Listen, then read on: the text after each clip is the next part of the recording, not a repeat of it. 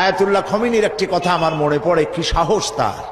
ইমান আকীদা যাই থাকুক, আকীদার প্রশ্নে আমরা আপোষ করব না, কিন্তু এই কথাটা তো বলতেই পারি।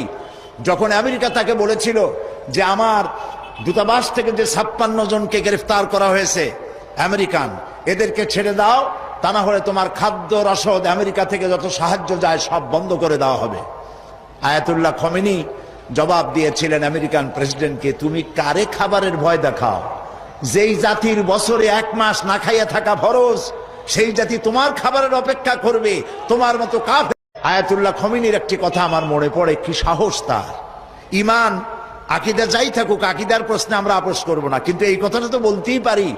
যখন আমেরিকা তাকে বলেছিল যে আমার দূতাবাস থেকে যে 56 জনকে গ্রেফতার করা হয়েছে আমেরিকান, এদেরকে ছেড়ে দাও, তা না হলে তোমার খাদ্য রসদ আমেরিকা থেকে যত সাহায্য যায় সব বন্ধ করে দেওয়া হবে। আয়াতুল্লাহ